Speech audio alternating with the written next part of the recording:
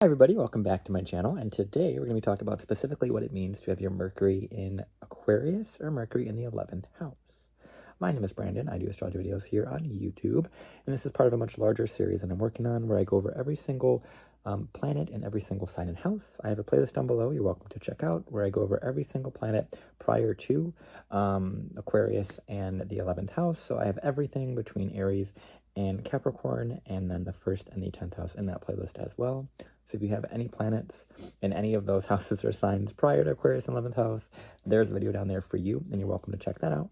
But this video specifically is going to be talking about Mercury in Aquarius, and Mercury in the 11th house. I am going to really break this video down into a couple of different portions, so there are going to be timestamps down below you're welcome to check out. One of which is just Mercury in astrology, what Mercury really means, then Mercury in Aquarius, and then finally Mercury in the 11th house. And this is for you to really understand, if you have your Mercury in Aquarius, how to kind of work with that energy, and my own interpretation, as well as what Mercury in the 11th house may mean in certain contexts. And if you're entirely new to this and you don't even know if you have your Mercury in Aquarius or not, feel free to check down below. There's a little link you can do to generate your birth chart, and you can get a better idea of if you have Mercury in Aquarius or not. If you have Mercury in Aquarius, the only way you're going to have that is if your sun sign is either in Capricorn, Aquarius, or Pisces. So just know that that is one of the 3 sun signs you're going to have this Mercury placement, just because of how close Mercury is to the sun and how close it kind of stays within that proximity. But overall, this is just kind of a basic foundational video. I'm going to be going into quite a lot. This is one of my more favorite themes, being Aquarius and the 11th house. So if you've been watching any of my other Aquarius 11th house videos, this is one that I really enjoy speaking on. And the Mercury in Aquarius specifically, I think, is going to be one I really enjoy above the other ones in ways that are very unique to it. But that's pretty much most of it. And then finally, as you know, this is YouTube, so like, comment, share, subscribe, all that stuff. I don't have to go over it 12,000 times. And if you guys are interested in anything with me, all my other stuff's down below. So, without further ado, let's go into talk about what Mercury means in astrology. So Mercury in astrology. Mercury is a very adaptable, very agile, very malleable sort of planet. And so Mercury will essentially adapt to whatever kind of planetary energy, whatever kind of archetype, whatever sign it's in, to kind of become that sort of theme, planet, things of that nature. And Mercury is all about our communication style, our ability to understand the world, how we communicate, how we impact each other through our voices, how we understand verbal input, things of that nature, and how we go about kind of really perceiving the world. It's very much about our perception, but it's more of the mental kind of space and things. Mercury it rules things like merchants, it rules things like sales, it rules things like short distance travel, like going around and kind of having your car and going to those things, or writing and kind of having this more logistical kind of analysis is very mercurial. And Mercury has a way of really bringing our mind to wherever Mercury sits, both by sign and by house, and then of course by aspects, which I won't really be talking about in this specific series here in a lot of depth. But Mercury aspects are essentially when Mercury is conversing with another planet through some angle, some geometric pattern that is really pressurizing or supporting that Mercury in a certain way. So it is important to look at the entirety of the chart, but just for the sake of this video, we're only really going to be talking about Mercury in Aquarius, Mercury in the 11th house, and then a little bit of other things that can kind of come up within that. But ultimately, your Mercury is really going to be important for you in so many different ways, especially if you do have prominent Gemini or Virgo placements, because of the fact that you are ruled by that Mercury, and therefore Mercury is going to have a lot of influence on those Gemini and Virgo placements, whether it is your rising sign, your moon, your Mars, your Jupiter, things like that. It will not be your sun or your sun if your Mercury is in Aquarius, but in the 11th house it can be. Your sun can be in Gemini. You can have your Mercury in 11th house, right? Stuff like that. But it is important, once again, to know your Mercury placement, because this is how you communicate. This is where your mind goes. This is how you understand the world. This is how you use your intellect, use and comprehend the world on a very digestible basis. It also is how you have to do with your nervous system, how you connect with your nervous system, how you connect with your own kind of tactile abilities. So meaning like utilizing your own kind of your hands and kind of creating things through your hands and through kind of repetitious kind of actions, like really going and writing or typing or journaling or creating through like I think of like sewing or like sewing is more Mercury Virgo, but like I think of also like crochet, things like that is very mercurial. Making jewelry is also very mercurial. Anything that is very much like a creation of a mental kind of physical, like using your hands in that way. And so, yeah, so it is important to look at your Mercury placement. Like I said, especially if you are a Gemini or Virgo rising, most prominently. And then in addition to that, if you are a like prominent Gemini, Virgo, other things that are not, you know, the sun or man of the sun, it's important to look at that as well.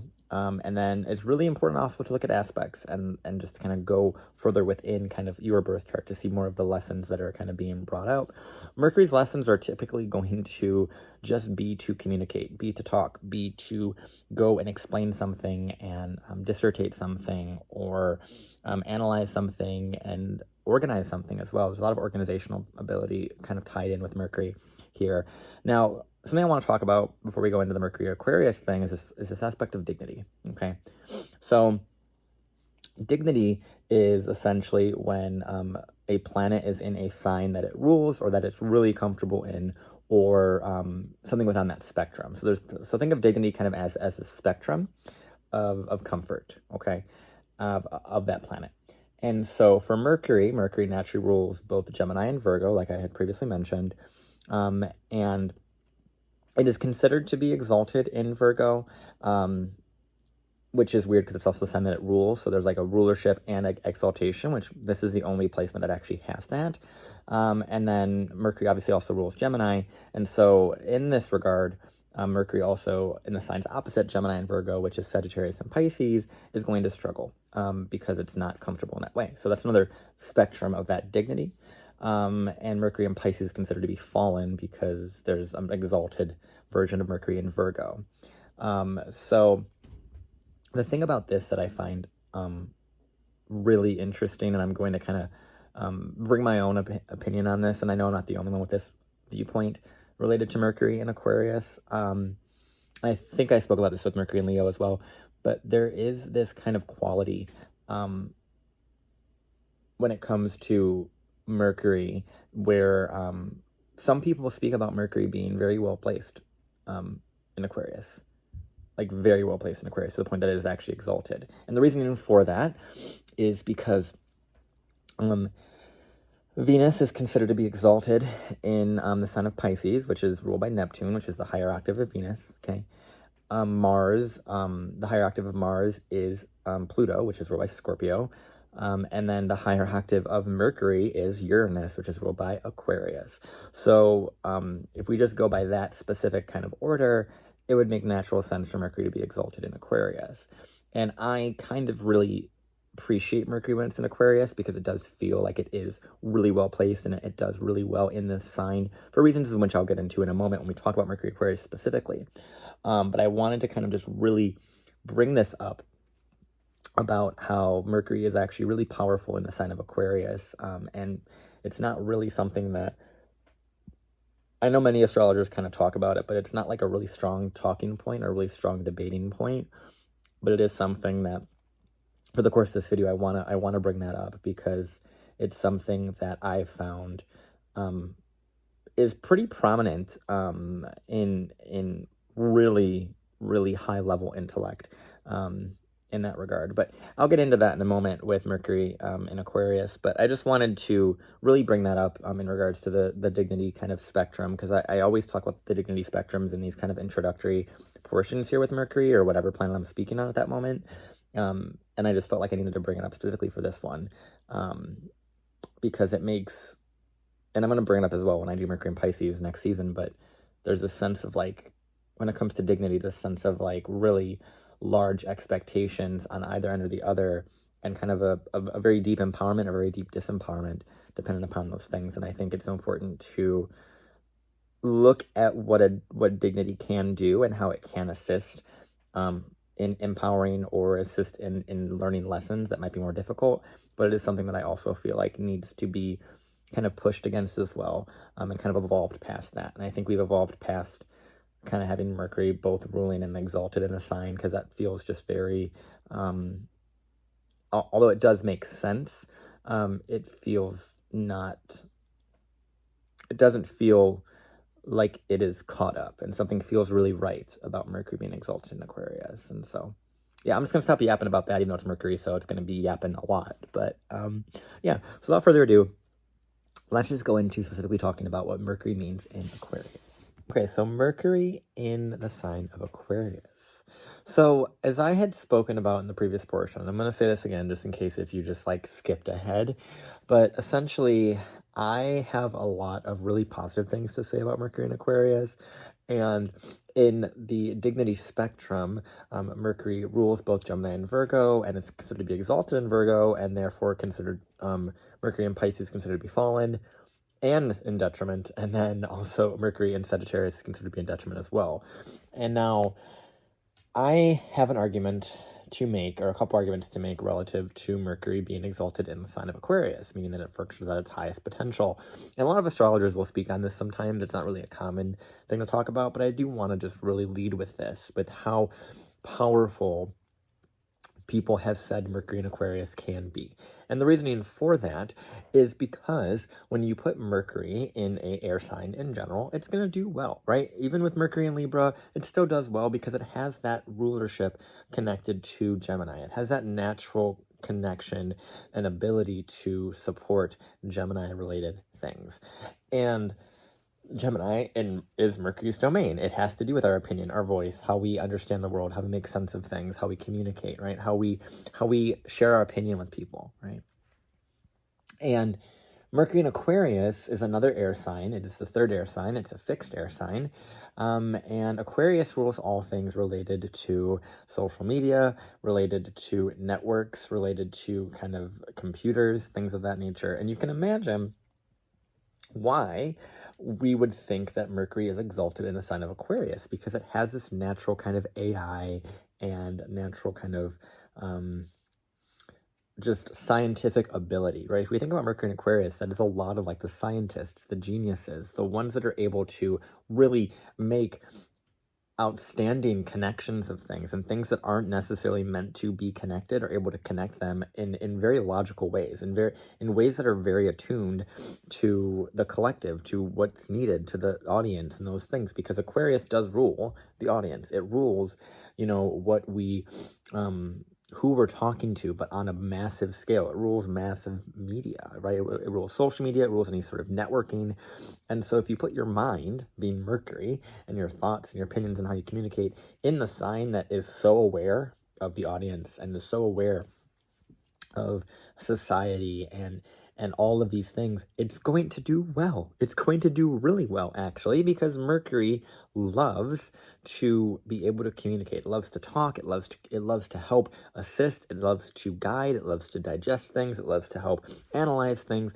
And when it's in Aquarius, it's analyzing not necessarily everything at once, but it has this ability to compartmentalize really, really well. And that's something that I think is prominent across the board with Aquarius placement. But the reason why Mercury does so well here is because Aquarius is a sign of labels. It's a sign of putting things in boxes and then also subsequently breaking those boxes and kind of ultimately learning that we are all the same, and we're all different at the same time. Like there's a lot of that kind of nuance with the Aquarius archetype, and a lot of our world and our own mind actually is soothed by the ability to compartmentalize of things, to put things in boxes, to put labels on things. And that is all of Aquarius's domain, is putting labels on things and being able to know where things fit, how things fit, but also how they connect, how they're the same, right?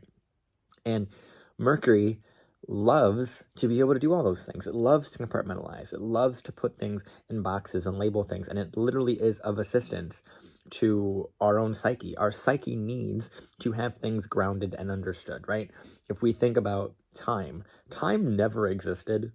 It did exist, but we put mental constraints on it. We made up the concept of time and all of these things, and we needed it to make sense of our world, right? In the same vein, we need to understand our world. So that's why, as we've evolved, we've put more labels on things, more boxes on things, more, we've put things into different categories. We've categorized them, which is something that is so Aquarius, but it allows us to settle our mind and help us better understand how X connects to Z or A connects to B. And that is something that Mercury does so well, right?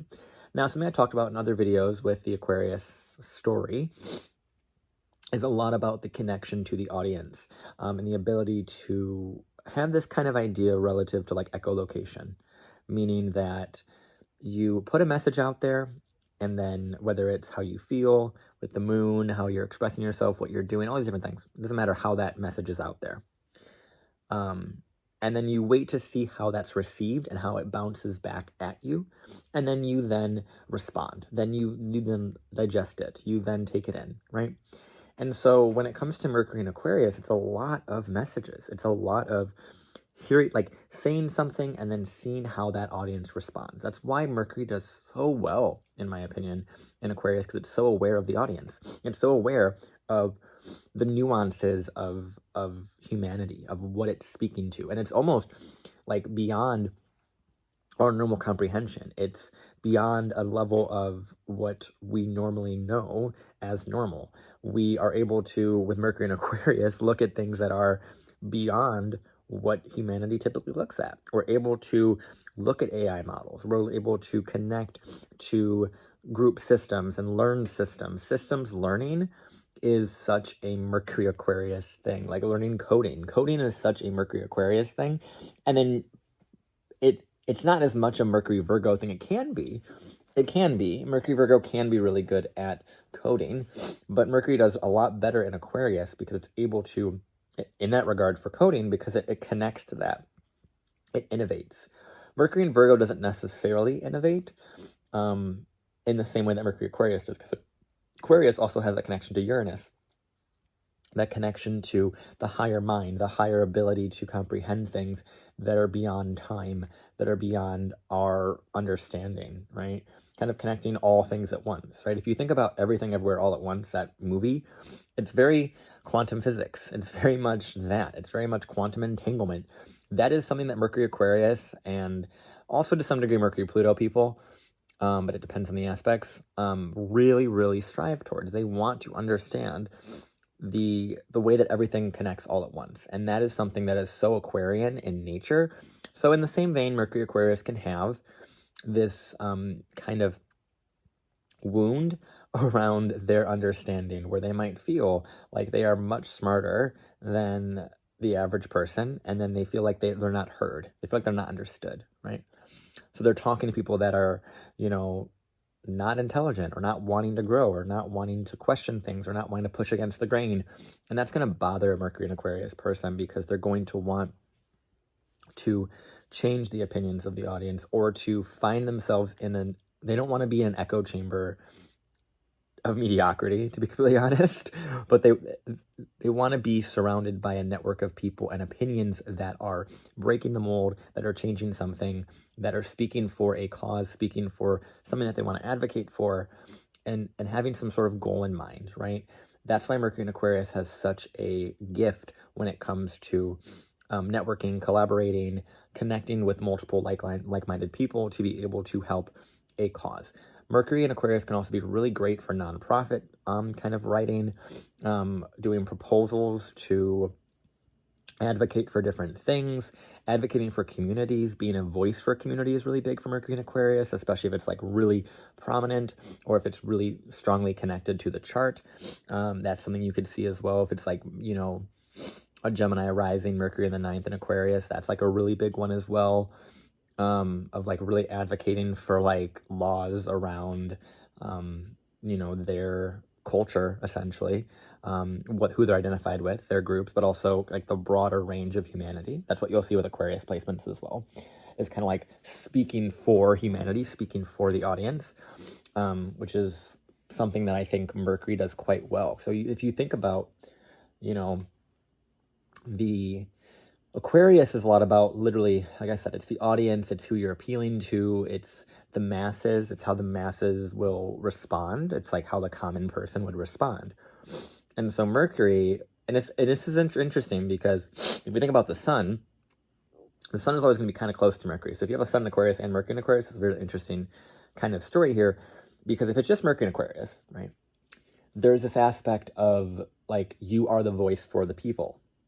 You are able to communicate and connect to the people, to your audience really, really well. There's not really a sense of regality, a sense of you really necessarily needing to be recognized for your place within that group, but just your voice and utilizing your voice to help stir up a group, create some sort of kind of movement. That's what you'll see a lot with Mercury in Aquarius, is kind of being the advocate for a group of people, as well as being the one that kind of speaks for that. So it's also someone whose mind is able to, with Mercury in Aquarius, able to put themselves into the shoes of, the other people, the shoes of their audience, the shoes of their perspectives. And that's why I think Mercury in Aquarius does so well, because it's able to already be one step ahead, because it already knows what its audience wants.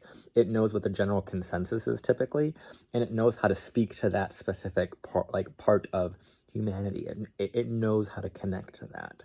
And you'll see that there is a lot of really prominent speakers actually that have Mercury in Aquarius that will be, known for their words, for their ability to, communicate in a way that is so interwoven into what the collective consciousness is. Because that's another thing. Aquarius rules the collective consciousness, the idea to be able to understand all ideas at once, right? And that's something that's really interesting when it comes to this, because Mercury in Aquarius doesn't also automatically mean that they're going to understand what their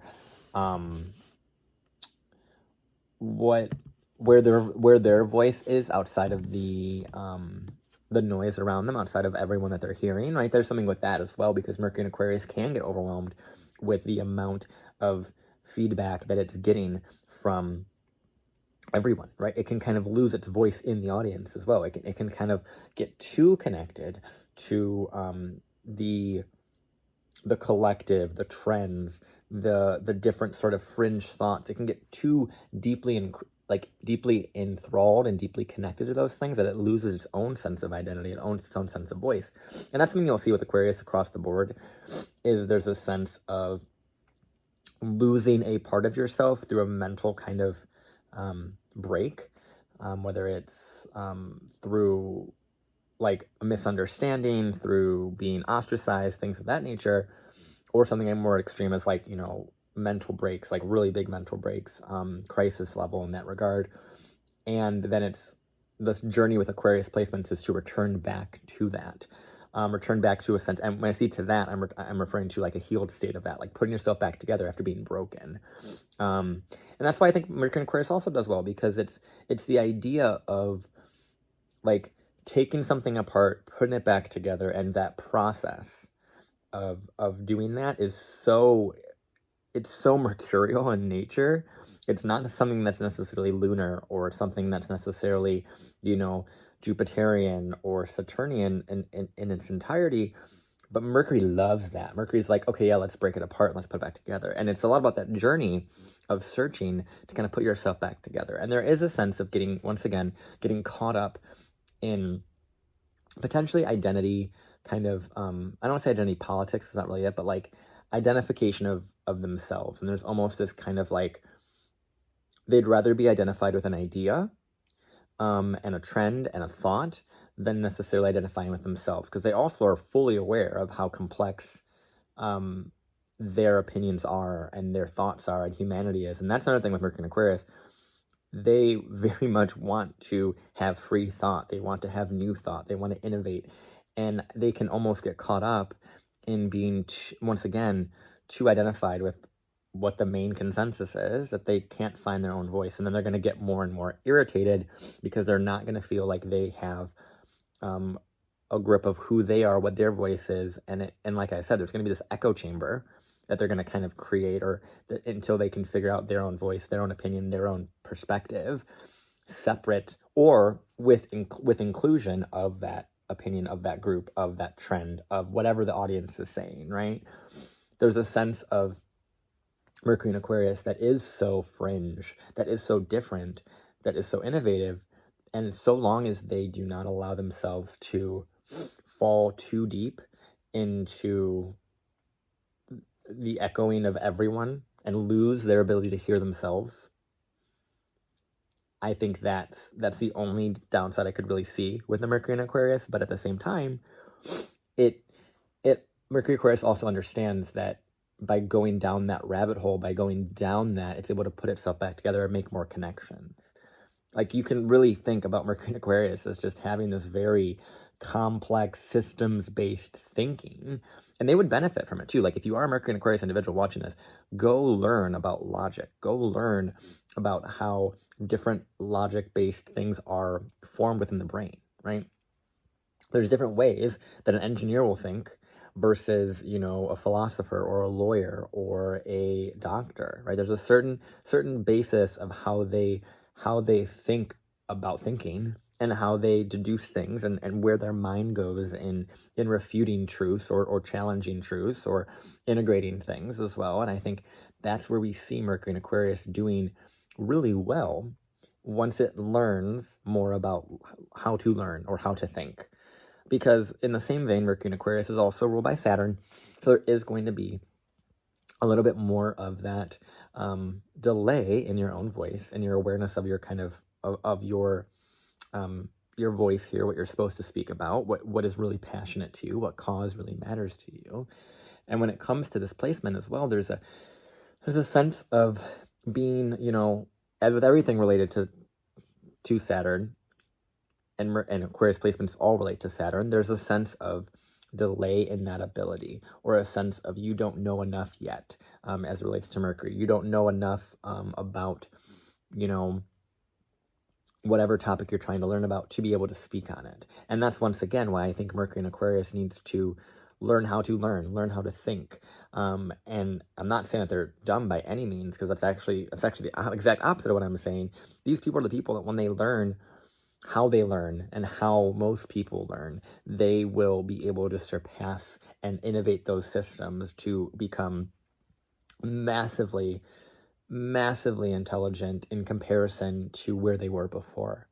But that's because they're willing to break away from that that mindset, that perspective that was kind of pushed upon them by society, by the collective, by their audience, by their echo chamber. Once again, this idea of Aquarius is so echo related that it has a quality of either you blast yourself in an echo chamber and all you do is do that and you overwhelm yourself because you're not hearing yourself, or you do that because you only want to hear yourself, right? You only want to hear yourself talk.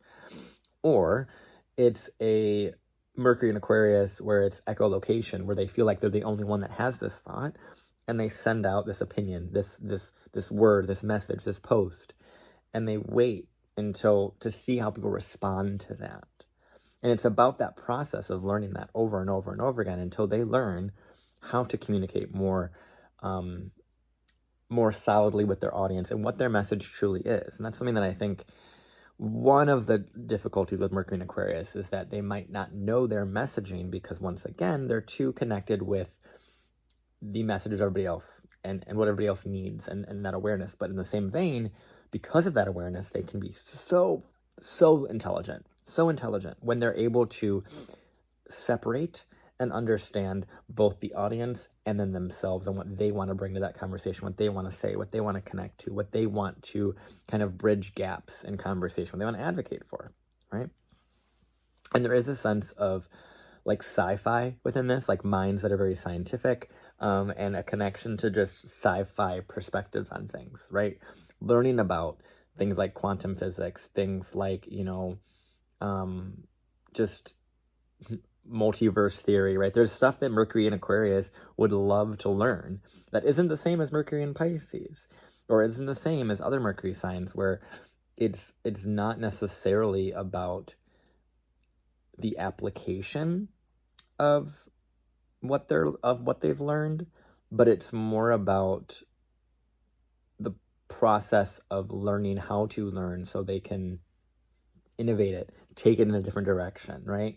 and apply it in a way that it wasn't applied before, right? It's not really about that. It's not about the application. It's not about saying, okay, I learned this skill and I can go and now do this thing, right? It's, I went and I tried to learn this thing, and in that process, I learned this other thing that became extremely more intelligent, and I learned how this person thinks, and I learned how, this kind of industry works, and now that I know that, I can now go in this direction and do this, right? It's not really something that really makes the most sense, but it can get them so much higher in life because of their ability to innovate and look at a system that already exists and then innovate it, right? Something about like entrepreneurship, for example, where you have to understand the system that you're going into a part of to be able to change it and innovate it. And that's something that Mercury and Aquarius is really good at. So they can learn about different systems, whether it's computer science, whether it's agriculture, whether it's anything. It doesn't matter what it is. They want to learn about that system or that field that they want to be a part of, and then from there, then they can then innovate it, go in this direction, innovate it, and connect it to this other thing. They're the ones that are going to connect different worlds and kind of bridge those worlds through consciousness, through conscious awareness of both of those worlds. So it's a really, really, really beautiful placement, and I love it. I really love it. And it is important to look to see what it is that your Mercury is doing. So obviously the Mercury house placement, as well as the Mercury aspects, as well as obviously the Saturn rulership, where Saturn's at in the chart. If Saturn's speaking to Mercury, anything to that effect, to really help understand what Mercury's really trying to ground. Because that's the thing, Mercury and Aquarius really needs grounding. Really, really, really needs grounding for their ability to ground all of what they're hearing, all of what they're connected to. I think that's really the only thing that takes time, is to learn how to ground all of these thoughts. And there can be, if someone is not aware of their own psyche with the Mercury and Aquarius, it might break. It might break because they're being brought into so many different things, and they're not really aware of all these different aspects of stuff, and they're not able to connect all these things, and they get overwhelmed. They're very overstimulated. There's a sense of a lot of overstimulation with Mercury in Aquarius.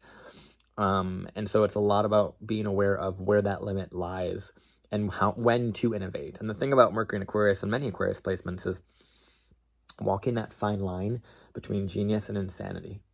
And I think Mercury and Aquarius has such a gift within that to, as they age, to know where that line is at, where what they're doing is a little bit too fringe.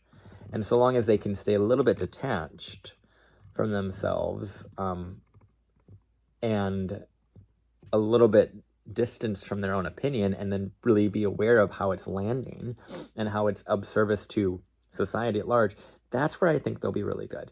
Because then they're aware of both themselves, and they're aware of what is being brought through them to communicate about, as opposed to them being identified with the thought, with the idea, whatever it might be. Because Mercury, Aquarius placements, it's a lot about being like this conduit for change, for massive shifts, for collective consciousness kind of shifts, and planting seeds within people's psyche. There's a lot of mental kind of rapid awakening with Mercury and Aquarius. And if you don't understand as a Mercury Aquarius person how to handle that when it happens to you, how are you going to be able to impart that wisdom on other people, right? And that's where that balancing act comes in. But I do think that Mercury and Aquarius does really well once it learns that. And also, of course, if we had systems that were more supportive of neurodivergency, as well as different thoughts and different perspectives and different, ways of looking at the world, if we had more supportive kind of things around our world that would allow for people with new opinions and new thoughts to innovate and be creative, it would allow these Mercury Aquarius people to do so many things that they wouldn't have been able to do otherwise, because our society tells them that they're dumb, or that they're crazy, or that they don't know what they're talking about.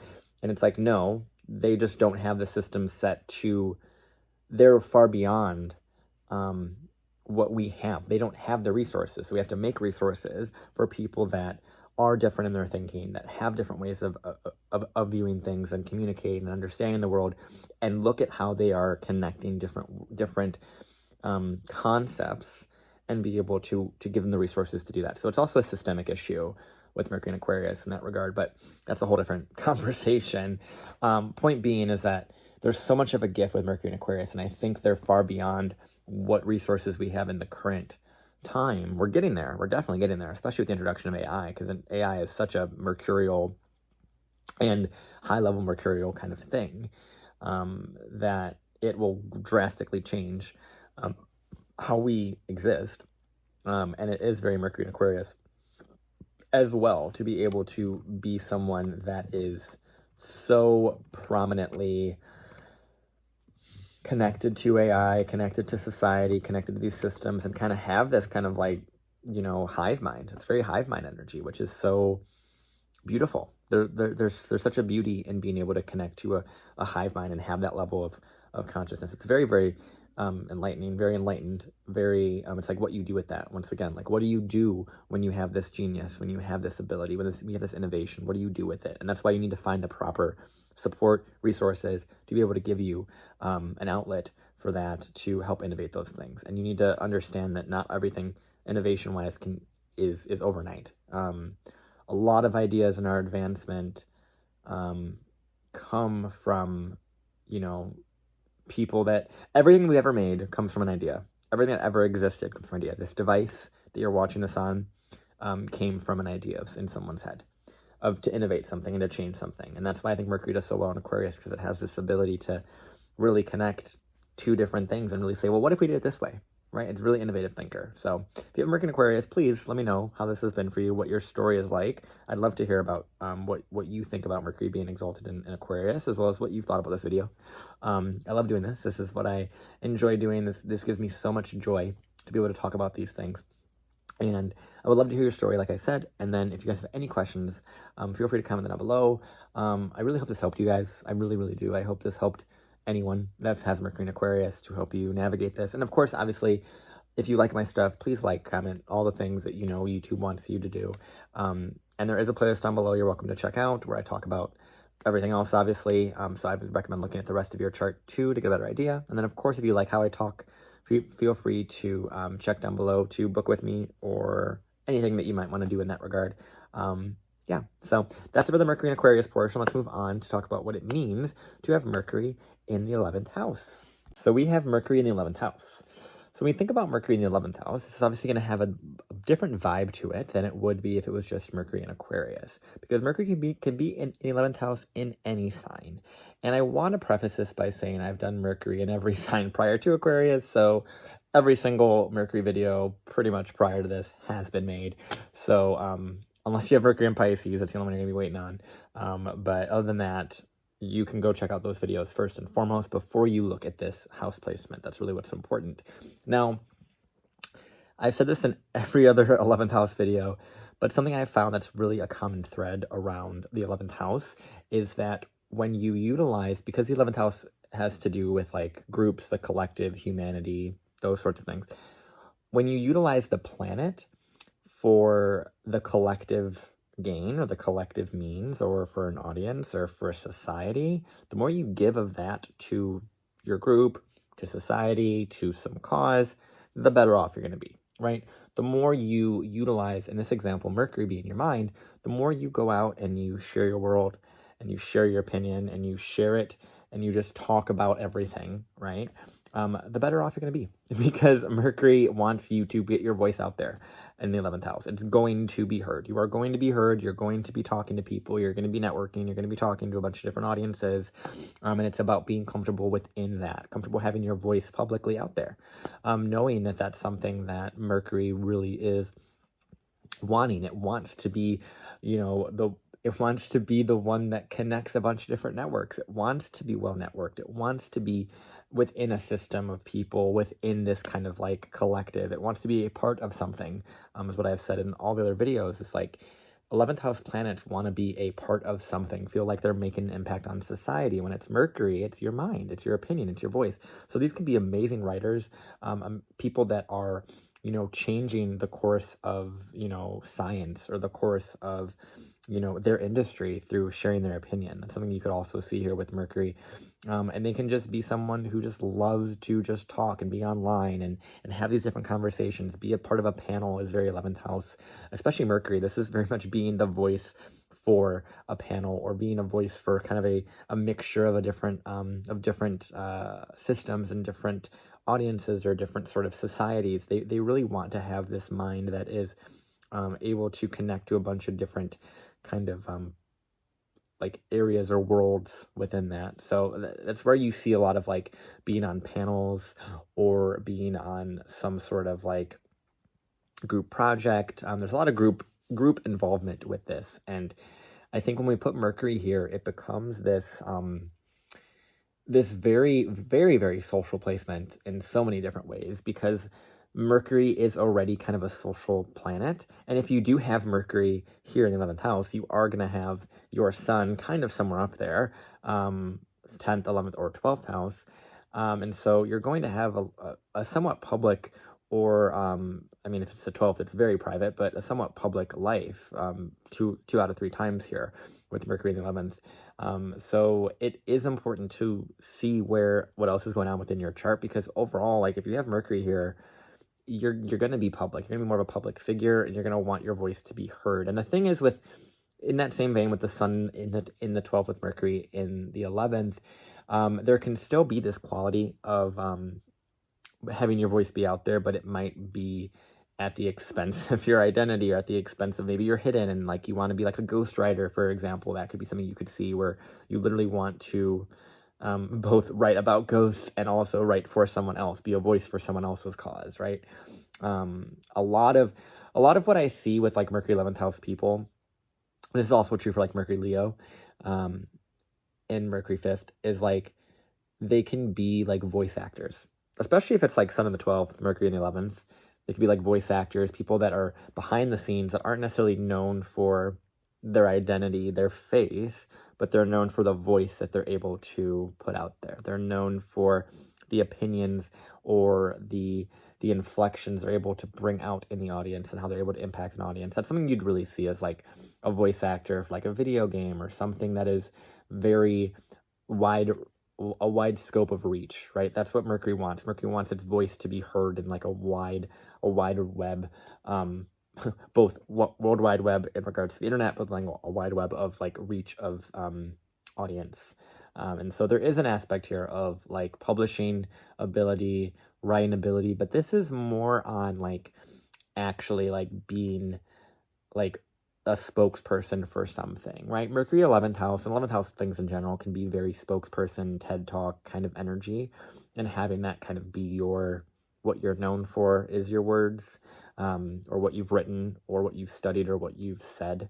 So there can be an aspect here of also being very aware of and this is true for all Aquarius placements, but very aware of your online words, and what you have said online, and what the online history, as well as just kind of like what you've spoken about, what you've advocated for, what your kind of digital footprint is, because there can be, depending upon what Mercury is doing in 11th house, there can be some things where your voice is being exposed as well, in some sort of way, or it's being inflated, or it's being lied on or manipulated, or something like that. So just know that if you have Mercury in the 11th, your voice is going to be mass kind of brought out there. It's meant to be a voice for something, and it's most important if you have Mercury in the 11th to know what you're speaking about, what you want this message to be. And that's where Mercury 11th and Mercury Aquarius, they both have kind of this awareness of the audience.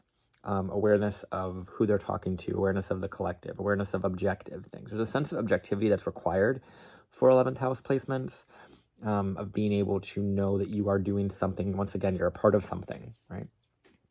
So with Mercury, it's about what your voice is, what you want to speak on. And so be aware of what you're advocating for, be aware of how it can be interpreted or can be misinterpreted, or misconstrued, or used against you as well, in other Mercury alignments. So that's really like the basis of what Mercury does in the 11th house. Obviously there's way more to this, and there's so many different ways to look at just specifically this placement, because there's just a lot. And in that, we're going to talk more about what Mercury means in specific signs in the 11th house, because it does have different indications in different signs at the top of the chart. So Mercury in Aries in the 11th house. So we're going to start with let's mix it up. Let's do the fire signs. So we're going to do Aries, Leo, and Sagittarius. So if we talk about this one here with Mercury and Aries, this one's actually really unique because this is your chart ruler, because you are a Gemini rising. This is you. You are going 11th house, especially being Aries. You are the fighter, the one that wants to speak on something, the one that wants to debate, that wants to really push their opinion forward in a lot of ways.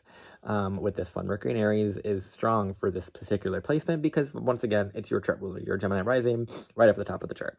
So, or at least in the 11th house, which is ultimately about you being able to speak on something, be a voice for something, and have your voice, especially because it's Aries, have your voice be so prominently kind of brought in, right?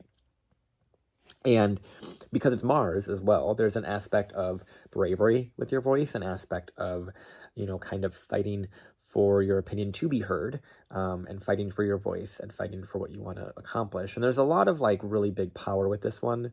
Like I said, being the first to communicate about something, being the leader in something. A group leader is very prominent with this one. Aries placements just kind of have it in general, but specifically this one, it's like you are the voice for, the entire department, for example. You are the one that is fighting for equal rights, right, for example. And this is where you'd want to look at the Mars sign, because specifically Mercury is ruled by Mars, right, in this example, because Mercury is in Aries, which is a Martian sign, so look to your Mars, see what's going on with that. And also look to your Mercury placements, and what's going on with Mercury aspects, stuff like that too. But ultimately, this is going to be a really prominent, strong, independent mind, and it's really about knowing what, this is where I would really, both Mercury-Mars placements, so Mercury Scorpio and Mercury Aries, I would really advise to be aware of debates and what you're fighting for conversationally, and know that that's going to kind of come with just having a Mercury-Mars placement. You're going to kind of have to fight for something when you speak about something. You're kind of going to have some sort of battle, because that's what Mercury wants in Aries. It wants to kind of fight and win something. It wants to overpower someone. It wants to be the first to do something. It wants to beat a race. It almost wants to race to the top of a group. And this is where you could see a lot of social climbing as well, a lot of networking ability, because that's what Mercury's really good at with this.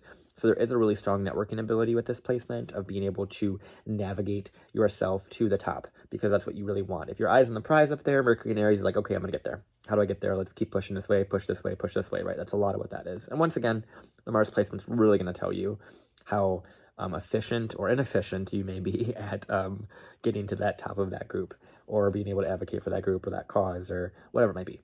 Then we have Mercury and Leo. So Mercury and Leo, this one is actually pretty, once again, pretty difficult. And if you watch our Mercury and Leo video, you know that I spoke on just the difficulty of having Mercury and Leo. It's interesting because Mercury and Leo does have some gifts, because it does have that brightness of the sun, that ability to inspire. So it does have some sort of fiery quality to it, right? But overall, Mercury and fire does not do that well. It really does not. Mercury does not do well in fire as an element. And if it's in Leo, it's a very this is about me, this is what I want to say, this is who I want to be. And so you could be great for running a group coaching session or something where you are teaching a bunch of children, or you are this I could also see. This one, Mercury Leo in the 11th, this one I could see being a video game voice, or a voice for some sort of cartoon or something like that. You could see that a lot. I see that a lot with cartoon writers or cartoon voices. This one could be pretty prominent here, where they're a voice for something that's fun and enjoyable and creative. There could be some advocacy for children as well. There could be, this kind of quality of being a coach for creative things. That's what you can see here. But it's really hard with Mercury and Leo in the 11th, because Mercury and Leo wants it to be about themselves, but then it also needs it to be about someone else as well, and what it's doing. So it can almost create a And that's why I think video game and like cartoon voices and voiceover work or even just like artist work, but it's like they have to create with Leo placements, they have to create a kind of like a bubble that's surrounding and that's kind of feeding their sense of self-esteem and self-confidence, and their kind of ego, to be completely honest. And so when we think about Mercury in Leo here, it's like, if we think about artists and like I said, voice artists, vocal artists, and then this could be singers too, where they kind of create a whole, community. They create a whole following, because that's another thing with 11th house. There's a lot of connections with your following, your fans, who kind of is connected to you. And if Mercury's here, you're talking to them a lot, right? You're talking to your fans a lot. And this is just across the board with Mercury in 11th. You're talking to people a lot. You're talking to who follows you. You're making sure that you're creating community with your voice. And so with Mercury Leo, like I said, that could be like a kind of overly focused on themselves and the community being themselves, right? So this is when you think about potentially like people that brand their followers' names as like, like Swifties, for example, or like something like that. That feels very like Mercury Leo 11th house, right? Because I don't think that, no, Taylor Swift does not have that placement. But my point is like, that's a lot of like Leo-esque quality, like very solar quality with the mind of wanting to talk about itself to an audience. So it can be great for like, TED Talks, public speaking, things like that too. And then Mercury and Sag. So Mercury and Sag in the 11th, this is going to be once again a weird one, not a super efficient one, because Mercury in fire and also Mercury in the sign opposite rules. So this, for a different reason, can also be connected to creative kind of things. That's mainly because the 5th house ruler is going into the 11th house. So Gemini rules the opposite house of Sagittarius. So there's still that connection between those two areas of life.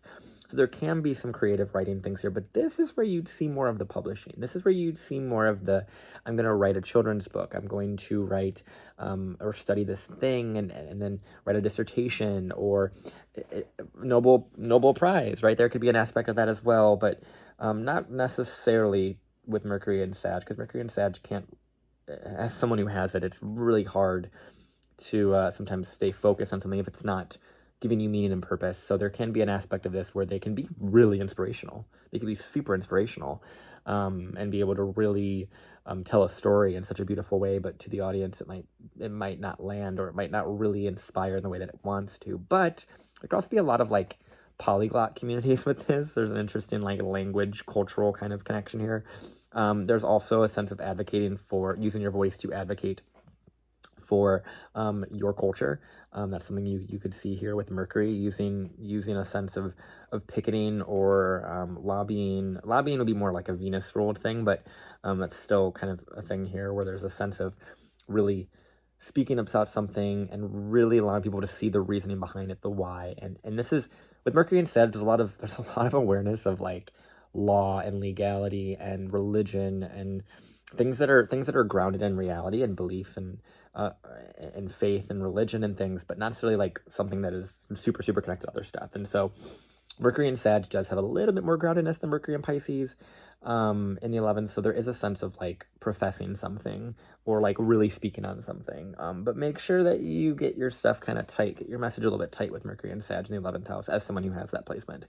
Not specifically 11th house, but Mercury and Sag. Like be very... be aware that you can skip steps or cut corners with your communication, and that might fall flat on your audience, or you might have your audience kind of be confused as what your message is. But they leave with feeling good, right? That could be a thing. So there's an aspect there. Mercury so those are the Mercury in the fire signs. Then we have, let's do Mercury, and let's do something a little bit better. Let's do Mercury in air. So we got Mercury in Gemini, Libra, and Aquarius. So Mercury in Gemini, obviously this is a great placement. This is where Mercury's at home, so this is going to do quite well here. This is where you'd see like sales. Obviously Mercury in Gemini is very salesy, very techy, very innovative, kind of working within tech fields, working within departments that are sales or logistic based or transportation based as well. You could be running some sort of like trade based kind of commerce or transportation based business, running something that is like shipping and receiving. There could be an aspect of that. Something with trade, but more like local trade, not necessarily like larger trade. That could be seen with Mercury and Sag as well, but This is more of like trading within like your own state, within your own community, those sorts of things. Mailmen, working with like postal services, working with shipping. If you are this specific placement, and if you do have this, I would urge you to get involved with your local community, and see what there is for you there, because there's a lot of local community stuff that I think is really prominent for this placement that will allow you to lead to the ranks of maybe like a, someone that works within your local government, within that way. There could be an aspect of that as well, because this is actually really helping you gain a network and gain support, within your community. Really, wherever you go, there's gonna be a lot of support, because Mercury's in its own sign, ruling the 11th house. So there is a lot of support from just you just sharing your opinion, right? That's what Mercury wants. It wants to share its opinion. It wants to have something to talk about, have someone to talk about, and find the people that will listen. And Mercury Gemini does really well here, because it can find the right people that it wants to listen to, and it knows how to get that message out. But don't overwhelm yourself, because when you have a good Mercury placement, it can be overly expressed. So make sure you're not overwhelming yourself with that Mercury in the 11th house in Gemini. Mercury in Libra, this is a Venus ruled one. So like I said, there is a sense of like lobbying with this. There's a sense of like financials. To some degree, this is more true for like Taurus, but Mercury in Libra can be this like working with like this could be a huge HR one. This like screams HR, even more so than like any other Mercury Libra placement. Like this is very, I am the voice for the community. I am the one that's trying to create harmony, that's trying to create peace. I am the one that's running a group of business people. I'm working with trade and commerce again, but contracts, a lot of business contracts here. A lot about who you connect with, who you converse with. This one's actually really cool because Mercury here really wants to create peace. So there is going to be a sense of having a lot of very peaceful, hopefully, depending upon, you have to look at the entire chart, but having pretty peaceful kind of connections to get to that social climbing as well. So like in the inverse of this, when we talk about Mercury in Aries, there was kind of this social climbing that was kind of just being pushed up there and really wanting to get to the top. Versus Mercury in Libra, it's like it gets what it wants through being sweet, through being kind, through being respectable, and through knowing how to kind of get more with honey, essentially, and like kind of attract more with that. And it learns how to attract its audience and attract its network, and it knows how to kind of schmooze people essentially to get up there. Not in the same way as Mercury Taurus. Mercury Taurus has a different quality, but we'll get to that in a minute. But yeah, Mercury Libra just has it's very nimble. It's very capable of knowing who to connect to get to those things. But and it wants to create peace. It really does. I really like Mercury and Libra in the 11th. I just like Mercury and Libra in general. It's a really nice placement. Because it really wants to create peace through its conversations, and in the 11th, it wants to leave that sense of peace, understanding, connection. It wants to really create connection through whomever it's talking to. And so, like I said, there is a sense of social climbing, but it's aware of that process. And then Mercury in Aquarius, obviously this is the video for that specific sign, but Mercury Aquarius in 11th is just like a huge, like you need to really be aware of your audience, of your people. Like there's a heavy, like you might have more of a slower build on who wants to hear you and who wants to understand you and who you can be understood by as well. But over time, it'll make a lot more sense. It'll get a lot better, a lot cleaner. Your message will get a lot cleaner, and you'll find the right cause for what you want to do. Mercury here is really strong in so many different ways, because it just has a very really prominent ability here. It really does, in being able to be aware of different things. So running events, great thing. Running events, running nonprofits, running a cause, really great thing here for Mercury in the 11th house in Aquarius. So yeah, this one's just great. This one's a really good one. It really allows for them to connect to a broader audience. And once again, Mercury and Aquarius, don't overuse that, and be aware of your audience. And that's something that Aquarius in the 11th house, Mercury in 11th house needs to know that anyway, to be aware of the audience, to be aware of what your messaging is, to listen to the audience, even though your voice wants to be a part of the audience as well. So that's like the whole quality of this. And so Mercury in Aquarius in the 11th it's like it's going to get caught in the audience, but it needs to know how to separate itself from the audience while also not separating itself from the audience, right? It's really weird. It's a weird thing to like be aware of who you're talking to at the same time as knowing where you stand on those subjects and knowing how to kind of like navigate in the kind of, you know, political way in some way. That's more Mercury Libra as well. Like that ability to kind of maneuver in a very kind of like PR, PC, you know, like politically correct kind of way is very Libra. And it allows to just kind of make things really soft. Like I said with Mercury Libra, to kind of go back to that for a second. Because Mercury in air just does so well. It can navigate it so well because Mercury is just like, okay, cool, ideas, thoughts, I work in this domain, let's make it work. Let's make it understand. So once again, don't get too caught up in the thoughts that they're running away from other things. That's why it's important to look at the entirety of the chart, right? Because once again, if you have Mercury in air, but then you have your, you know, your sun in a water sign, that's going to be really, really sensitive. And it's about that awareness of both and that separateness as well. So, yeah. Now, moving on to water, actually. So we have Mercury in water signs. So Mercury in Cancer, Scorpio, and Pisces. So this is where Mercury does not do as well in watery domains. Okay. Mercury in Cancer, interestingly enough, this one actually is much like Mercury in Aries. This is actually your chart ruler. So you are Virgo rising with Mercury in Cancer in the 11th house. So this placement has a lot of sensitivity. Mercury Cancer in the 11th is just a really, really sensitive one. But once again, if we put the chart rule in the 11th, you're going to be a socialite. You're going to be someone that needs to create community, needs to create a sense of safety in people, there's a lot of running like maternal groups, running like food pantries can be a thing, running like a nursing home or creating something that's maternal, like using your voice to create safety in others, using your voice to help others, right? Running a network of like mental health resources or resources for homeless people, resources for community, for home, for like community mental health or community kind of guidance to home, finding people homes, finding people, you know, safety. There could be like a sense of therapy support as well, running a therapist group, being a head of a department of people that are providing for people in that way, providing needs, running food banks, running food pantries, running homeless shelters, running anything. There can also be, and this is something we don't talk about a lot with Cancer placements, but there can be a sense of government here.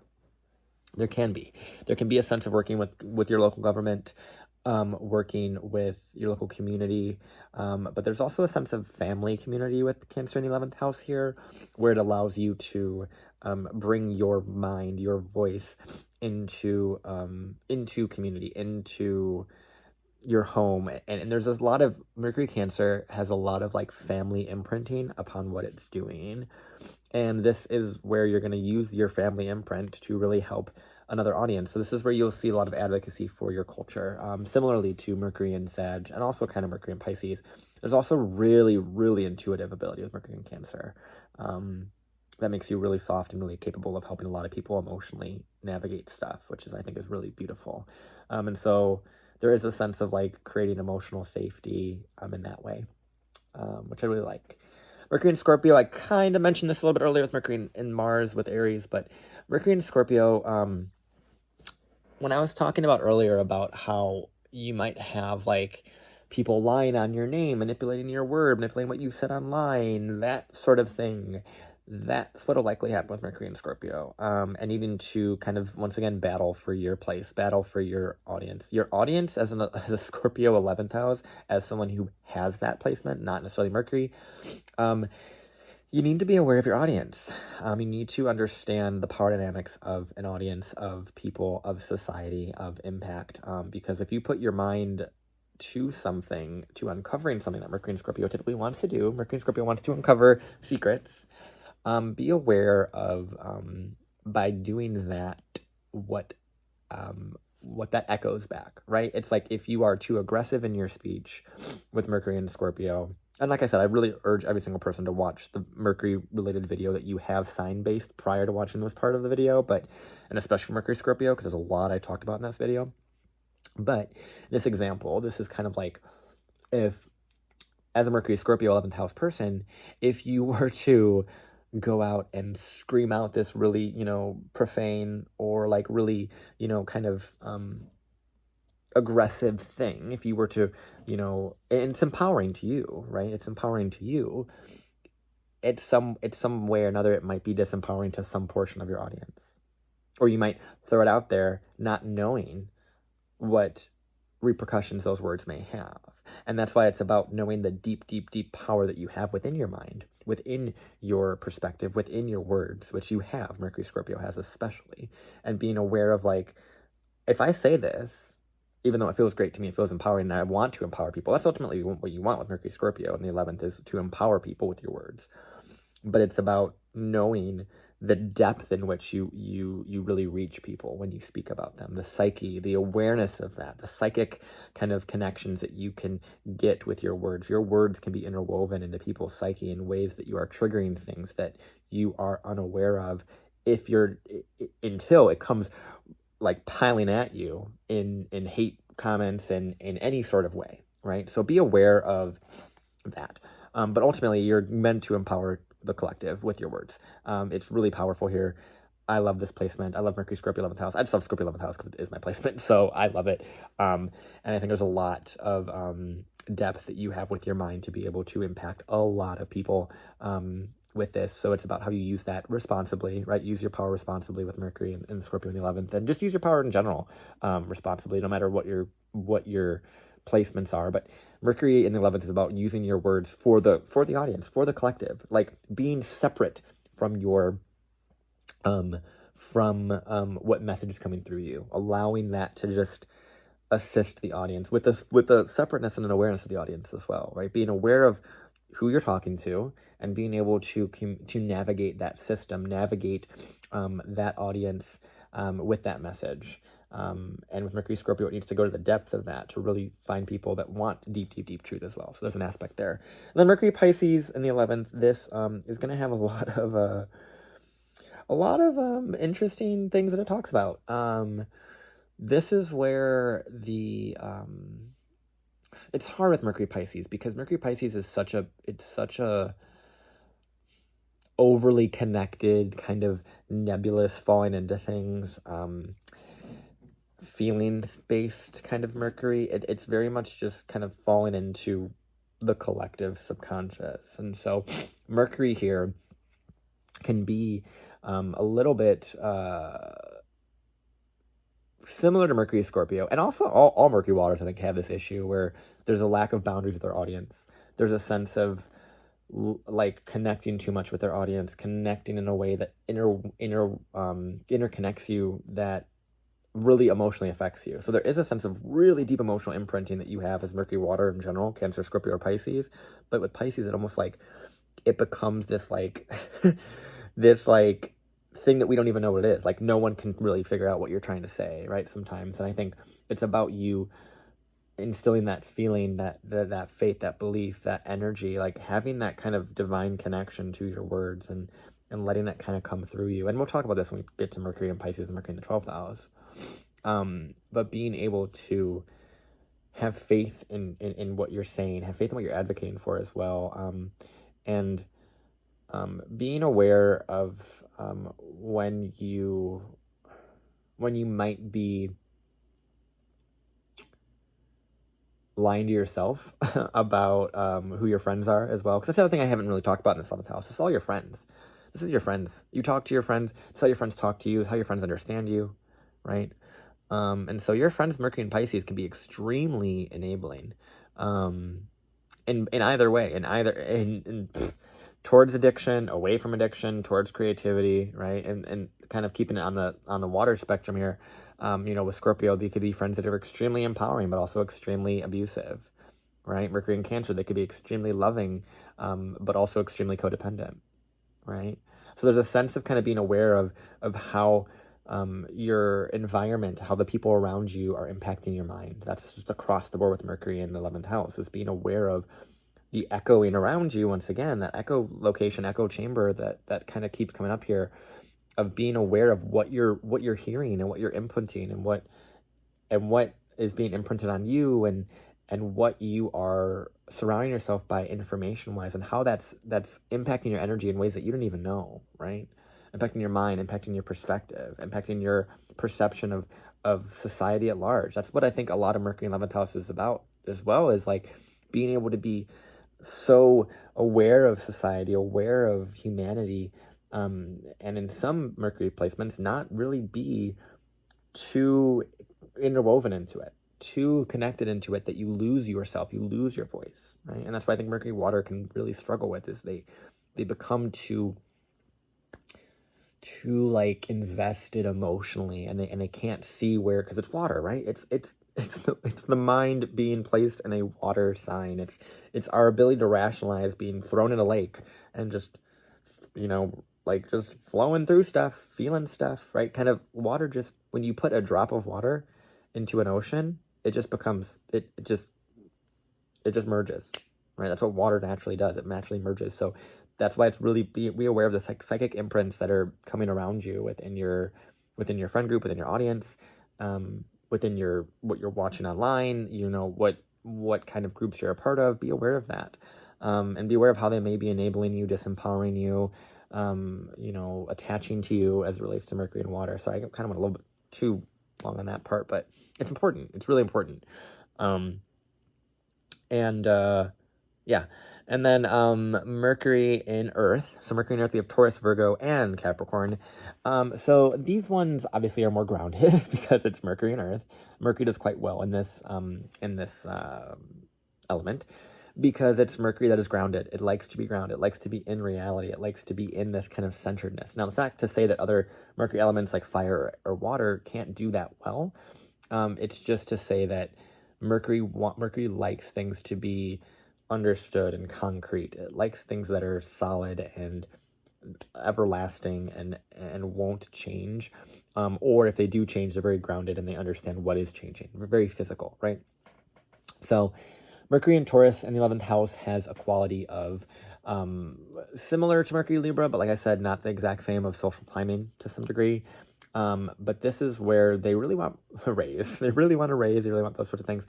But there can be a sense of artistic quality here. There's a sense of comfort with Mercury and Taurus.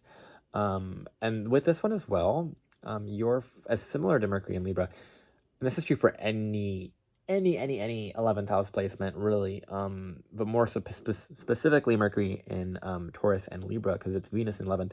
Your friends, your friend groups, your associations, who you're a part of, that is going to be really where you're going to feel the most valued, where you're going to feel like you have the most worth, you have the most you can bring to a conversation, that you have the most that you can impact. You're going to make the most money when you're giving of your opinion to the world, when you're writing a book, when you are, sharing your value. Your voice has so much value with Mercury and Taurus. It's hard because Mercury rules your 12th with this example.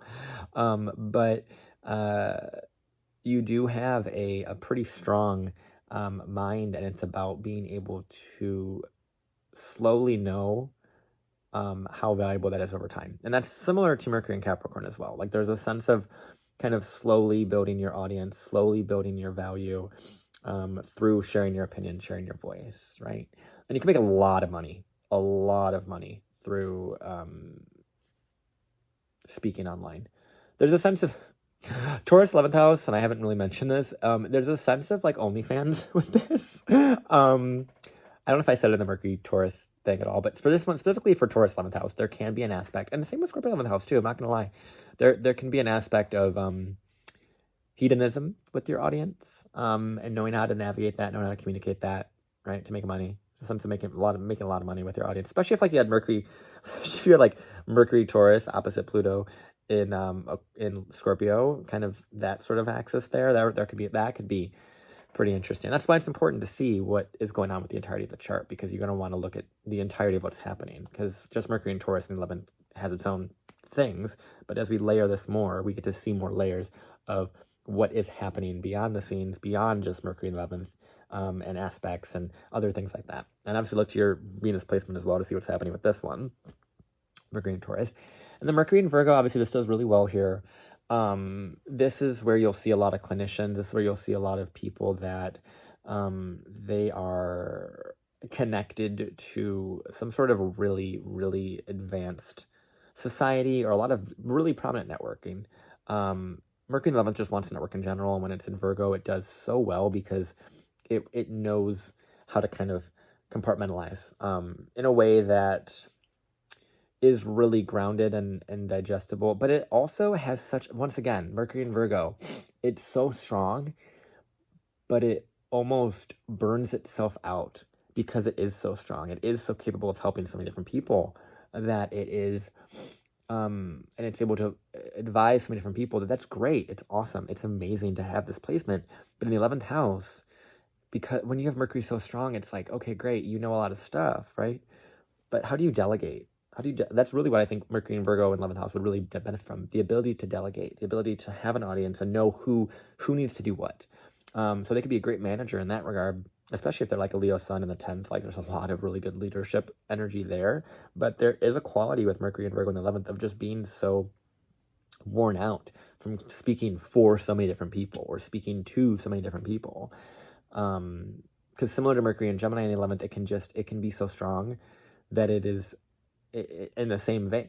Interestingly enough, like they could get more caught up in the they could get way more caught up in the audience and in the echo chambers and lose themselves because Mercury is so curious as a planet that it wants to learn so much, it wants to understand so much, and so it's going to go and kind of like go and explore, and it's going to want to hear everyone's opinion, right? And so it might not stand on a specific kind of front on something, and so it might not have this prominent, strong opinion on something because it's trying to learn all the opinions, right? Because it understands every opinion has value, so and it needs to learn how to navigate that, right? So once again, like Mercury, Virgo, Mercury, Gemini, they do well, but as I've been saying throughout this entire series, not just Aquarius, but every single series I've done, when you have a planet in its own sign, and not even necessarily exalted, like exaltation is entirely different. When you have it in its own sign, it almost makes that sign and that planet so stinking strong. It makes it so strong that it almost exacerbates that planet, which then makes the lessons around that thing even harder to do because the planet is so strong. The planet's like, okay, I know what to do. Cool. And it's you're leaning on that. And the planet is like, okay, give me more information, give me more stuff. But sometimes Mercury Virgo and Mercury Gemini, they need to understand that it's okay to stand on an opinion. It's okay to stand on something and to be fixed in some sort of nature, to have some solidarity in what they're speaking on, and not be consistently curious. It can do that to enhance its argument. That's a good thing with Mercury and Virgo and Gemini. It's about enhancing one's argument and one's viewpoint. But Mercury and Virgo and in Gemini in the 11th can have like, they're constantly trying to learn more and more and more and more, but they're not like sticking to something. And the only way they would be able to do this is if they had an argument and they're kind of building upon that debate, building upon that argument, right? Because Mercury Virgo can be extremely distracted because it is so strong and it's so capable of doing so many things, and it can focus on one thing, get it all done, and be great, but then it moves on to the next thing in that way. And then finally, Mercury and Capricorn. Sorry, this is like, I'm yap fest right now. It's very Mercury video, so it is what it is. But Mercury and Capricorn here, this is obviously in Saturn's sign. So this is Mercury in Earth sign and Saturn, and it's very steadfast. It's very patient with its audience. There is a sense of outdated thoughts, outdated opinions with their audience. They could be really wanting to connect to an audience of like, elders and to be at the top of their game. And so this is the one that you're going to feel like has the most doubt, and they're going to feel like a lot of imposter syndrome with this one. Mercury Capricorn just has it in general, but in the 11th, it's like it gets put into like suddenly it's working with doctors, working with people that are high level in your field, and then needing to communicate, needing to understand how to talk to them, and feeling like you're not deserving in that. And that's similar to Mercury and Aquarius to some degree, but not exactly, because Mercury Aquarius has more of like a, like exclusion and they understand it, but they need to know how to like fit themselves in kind of to some degree. Mercury and Capricorn, it wants to be a part of something that already exists. in some way. And so it's about wanting to be a part of a community, wanting to be a part of something. Once again, like we see this across the board with 11th house, is wanting to be a part of something. And in Capricorn, it wants to be a part of something that is already there, something that is stable, that's strong, that's consistent, that has authority, right? It has an authoritative voice. Mercury Capricorn, 100% authoritative voice, really strong. But it's what you do with that. And that's the thing across the board. Mercury in 11th house. What do you do with your voice? What are you using your voice for? What are you using your opinions for? What are you using your words for? What are you using? Who are you talking to? Why are you talking to them, right?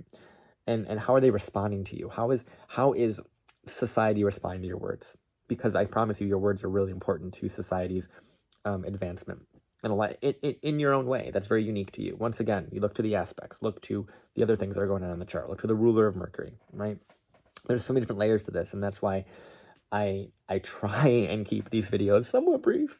They've kind of progressively gotten longer over the course of this series, but it's something that has such a hopefully such a long-standing value, which is why I provide these really long videos, because I'd rather just do a deep dive and really focus in on these placements as opposed to doing this random video. I want to make this really long series that will just stay here, that has a lot of information on it, because I hope this helps somebody. That's my intention, is to help people with this, is to just be able to help you make sense of things. As a Mercury 11th house, you're going to want to do that.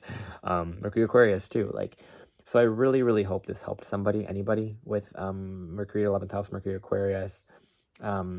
That's always my goal, and I really hope if you guys have this placement, please put down below what it has been like for you. I'd love to hear your story, especially because it's Mercury. It's about telling your story. I'd love to see it and see how it's been of value to other people and how it's helped other people connect to other people. There's so much networking ability you have, and it's so powerful, so potent, and it's about using it and making sure you're using it for society's advancement, for group causes, things like that. So thank you for watching this. And obviously, if you like this stuff, if you like what I do, feel free to put a comment down below, all those sorts of things. You know what YouTube wants. I don't have to repeat myself, even though I do, because every single video I do this. But yeah, and if you guys have anything about, you want to reach out to me, you want to connect with me, you want to get a reading, feel free to put that down below as well.